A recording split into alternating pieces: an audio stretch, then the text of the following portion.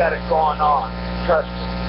That's right, folks. We got it going on tonight. We want to help you folks, or want you folks to help us get it going on here too, by going to am660theanswer.com. And if you can, make a financial contribution, which will help True Life Choice and other organizations provide ultrasounds and other medical services, prenatal services, and some postnatal services too, and certainly counseling.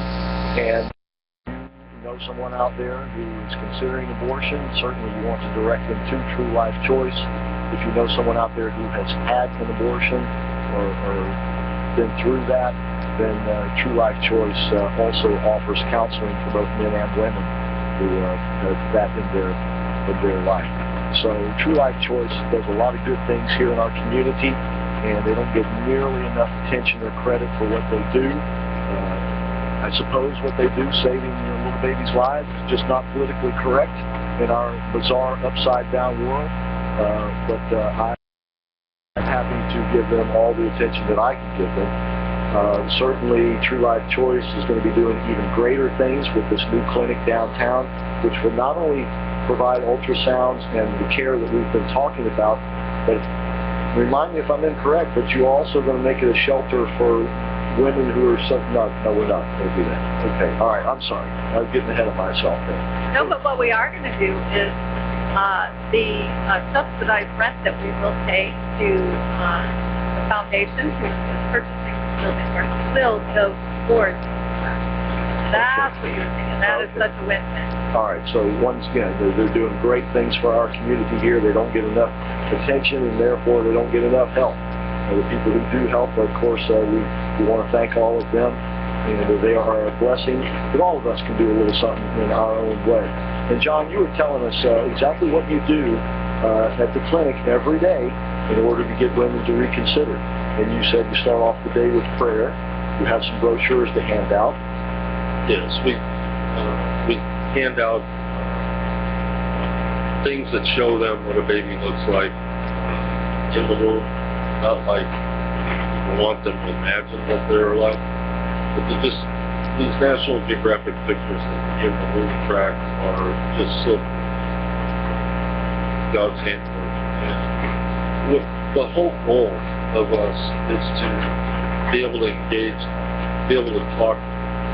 That's why I know a lot of people out there look back to the history and pro-life movement or whatever. They can all conjure up pictures of flashes and people with overlooking signs that they are and all that. But we're not protesters. We're there to share the gospel and share with people to trust God. I'm glad you make that point, because a lot of people see people around abortion clinics and they're there, they are protesting. But you're not there to protest. You're there to try to get these women and girls to reconsider this decision. And so you're not there as a political statement or any fashion looking for a political remedy. You're there dealing with the immediate problem. That's right, because you know that babies are going to die. So every day you go there and you know that babies are going to die. And unless Second Timothy 2, it says perhaps God. So we come for those that God is going to open their eyes. And we're under no illusion that place is going to empty out. Everybody's going to choose life. I've never seen that. Not that he couldn't do it, but we're there for the perhaps God. There's pretty much every single day somebody chooses life. There, like I said, 3 today, and they go over the choices. Get that, but the whole goal is to be able to speak with them, and like Samantha today, hear that dear sweet little voice of hers, talking to a couple, and all these things. That's our goal, is to be able to speak to them and get them to trust God and not make mistakes. And then, if they harden their hearts, then we have to warn them about what the Bible says about what's going to happen to them, but God works on that. God uses it pretty much every single day. Today, a guy got so mad, he came flying out that door with his lady behind him. She was in tears, but they were the good kind of tears. She chose life sitting in there hearing the sermon. And he comes out this close, so close to my face that I can see his cabin. And he's, screaming and cussing and yelling, I want you to know that this was not you. She chose life, but it's not you. And I said, sir, it's never been. It's God. And, but he was angry. But That's interesting. God moves through his word. Absolutely. And it's a tireless task for you. But you do it, and you do it. I don't know if joy is the right word in your heart, but you do it with certainly commitment in your heart. Do you not? Yeah, I mean, I went there for the first 3 years. Hardly ever anybody would come down there, and I got to know the Lord in a way that people could never know. I was standing there with him every day, facing what that is every day. But getting to see him, and today as well, getting to see him take cold, black hearts. I mean, with stuff coming out of their mouth, it's never imagined. And watching him just, bam, turn on a light, and give them a heart, give them eyes to see, and come out of that place.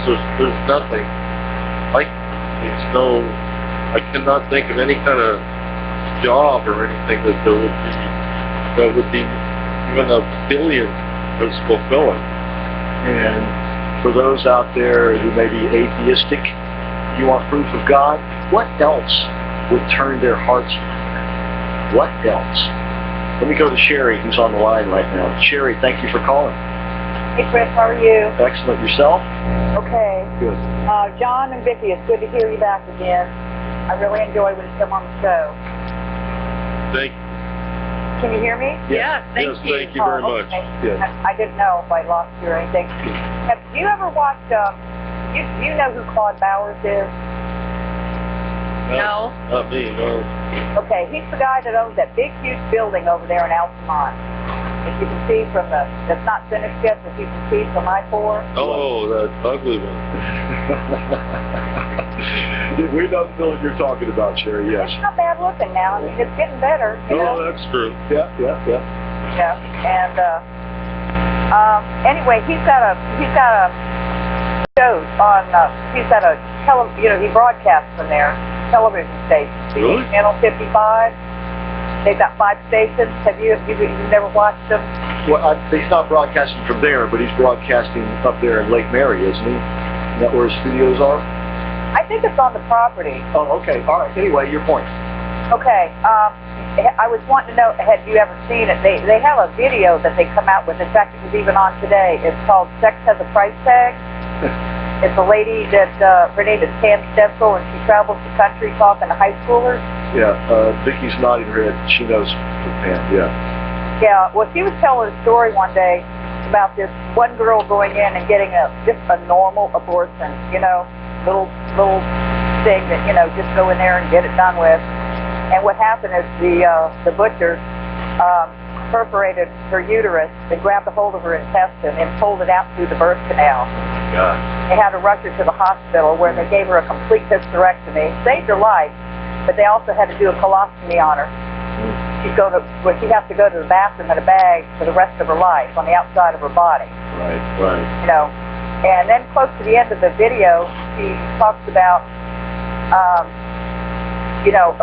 during the video, she's not only talking about, having sex before marriage, but she talks about abortion, and then she talks about, venereal diseases. Yeah. And certainly all of that is involved. Many of these women use abortion as a birth control method. Right, yeah. And it's tragic, and that's why we need to help out John and Vickie in particular, and of course with this campaign to save the babies. Yeah. But you're right, and I appreciate your testimony out there for us, Sherry. Well, one more thing. Yeah, go ahead. One more thing. She talks about, she was real strong on abortion, and she said she's tired of hearing about people will you know, I don't want abortion, but if it's raped, you know, we're gonna have to. She said, let me tell you something. My mother, when she was 15, was raped, and she decided to keep me and put me up for adoption. She said, why should I lose my life for the sins of my father? That's an excellent point. You know.